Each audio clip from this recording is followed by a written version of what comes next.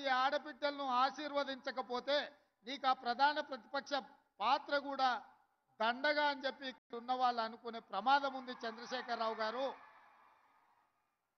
ఒక పక్కన మేము వీళ్ళకు ఉద్యోగాలు ఇవ్వడానికి ప్రయత్నం చేస్తుంటే, అడ్డంకులను తొలగించి ముందుకు వెళ్ళాలని ఆలోచన చేస్తుంటే, ఇంకొక పక్కన నీ అల్లుడు ఈరోజు ఈ ప్రభుత్వం మీద వీళ్ళకు ఉద్యోగాలు ఇవ్వాల్సిన అవసరం లేదన్నట్టుగా మాట్లాడుతుండు. మీరైనా పిలిచి మీ అల్లుడికి గడ్డి పెట్టండి. ఈరోజు ఈ పేదోళ్ళ బిడ్డలకు ఉద్యోగాలు ఇవ్వడం ద్వారా ఇన్ని వేలాది మంది వెనకాల వాళ్ళ కుటుంబ సభ్యులు, వాళ్ళ అన్నలు, వాళ్ళ అక్కలు, వాళ్ళ తల్లిదండ్రులు వచ్చి ఈ సంతోషంలో భాగస్వాములై మా బిడ్డలకు ఉద్యోగాలు వచ్చినాయని ఈ సంతోష కార్యక్రమంలో పాలు పంచుకుంటుంటే వాళ్ళని అభినందించాల్సింది పోయి వాళ్ళకు ఉద్యోగాలు ఇస్తున్నందుకు మా ప్రభుత్వం మీద శాపనార్థాలు పెడుతున్నారంటే మీ ఆలోచన ఎట్లున్నదో, మీ వంకర బుద్ధి ఎట్లున్నదో ఇక్కడికి వచ్చిన వాళ్ళకే కాదు, ఈ రాష్ట్రంలో ఉన్న లక్షలాది మంది నిరుద్యోగ యువకులు ఆలోచన చేసే సందర్భం.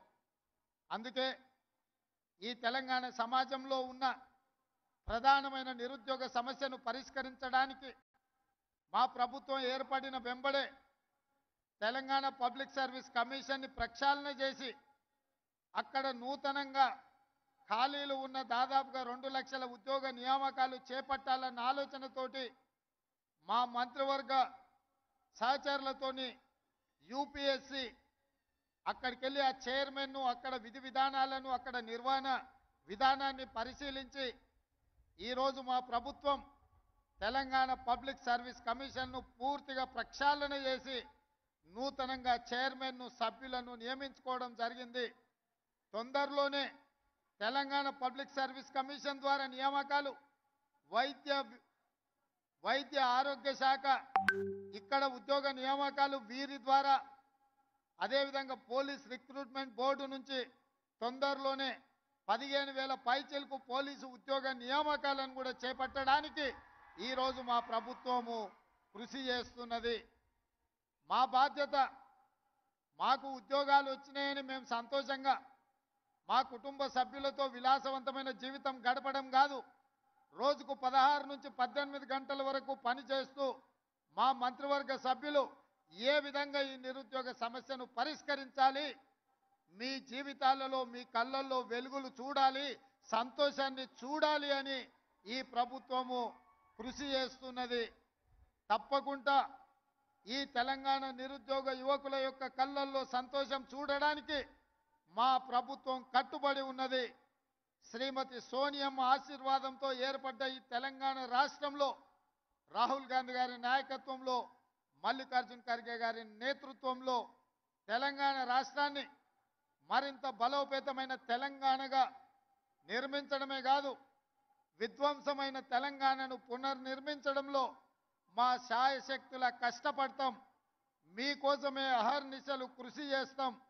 నిరుద్యోగ యువకులకి వేదిక మీద నుంచి నేను భరోసా ఇస్తున్నా, సంవత్సరం తిరిగే లోపల 2 లక్షల ప్రభుత్వ ఉద్యోగ ఖాళీలను భర్తీ చేసే బాధ్యత మాది. ఇచ్చిన మాట నిలబెట్టుకుంటాం. ఆనాడు 2004లో తెలంగాణ రాష్ట్రాన్ని ఇస్తానని కరీంనగర్ గడ్డ మీద నుంచి శ్రీమతి సోనియా గాంధీ గారు మాట ఇచ్చిండ్రు. ఇచ్చిన మాట నిలబెట్టుకొని 2014లో తెలంగాణ రాష్ట్రాన్ని ఏర్పాటు చేయడం జరిగింది. అలాంటి మాట తప్పని, మడమ తిప్పని శ్రీమతి సోనియా గాంధీ గారి నాయకత్వంలో ఏర్పడ్డ ఈ ప్రభుత్వం మీకు ఇచ్చిన మాట నిలబెట్టుకుంటుంది. మీ నిరుద్యోగ యువకుల యొక్క ఆకాంక్షలను నెరవేర్చడానికి తప్పకుండా 2 లక్షల ప్రభుత్వ ఉద్యోగ ఖాళీలను భర్తీ చేస్తాం. మీ కళ్ళల్లో ఆనందం చూసి ఫామ్ హౌస్లో ఉన్న వాళ్ళు కుళ్ళుకున్నా,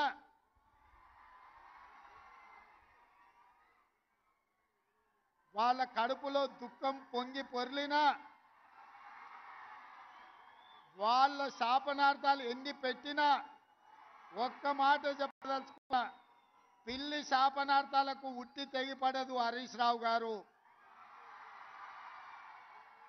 పొట్టోని పొడుగోడు కొడితే పొడుగోని పోచమ్మ కొట్టిందంట.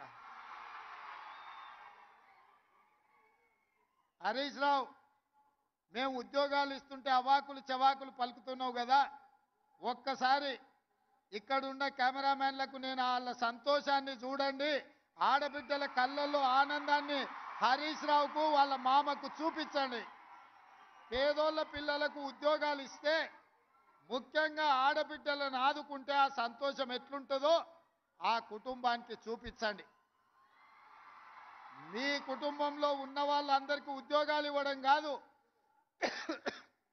మా పేదోళ్ళ బిడ్డలకు వాళ్ళ కుటుంబాలలో చదువుకున్న యువతీ యువకులకు ఉద్యోగాలు ఇస్తే ఆనందం ఎట్లుంటుందో, ఈ మరవలేని ఆనందమైన క్షణాలు ఈ ఎల్బీ స్టేడియంలో నలుమూలల ఈ సంతోషం అలుపుకున్న ఈ పూర్తి వీడియోను అటు చంద్రశేఖరరావు ఇటు హరీష్ రావుకు చూపించాల్సిందిగా కోరుకుంటూ, ఈరోజు వైద్య ఆరోగ్య శాఖలో ఉద్యోగాలు నియామకాలు చేపట్టినాం. తొందరలోనే పోలీస్ శాఖలో ఉద్యోగాలను చేపడతాం.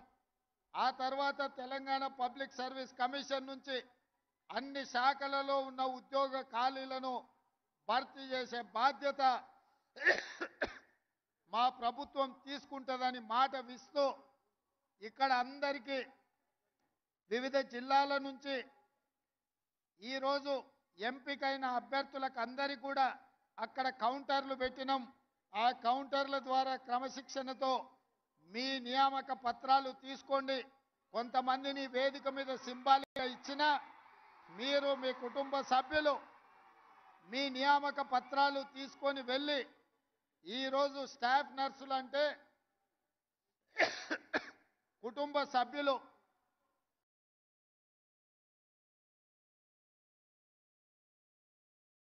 వాళ్ళకు కూడా కన్న కూతుర్లలాగా వైద్యాన్ని అందించేది మీరు. మీరు డాక్టర్లు మీరే, డాక్టర్లు మీరే.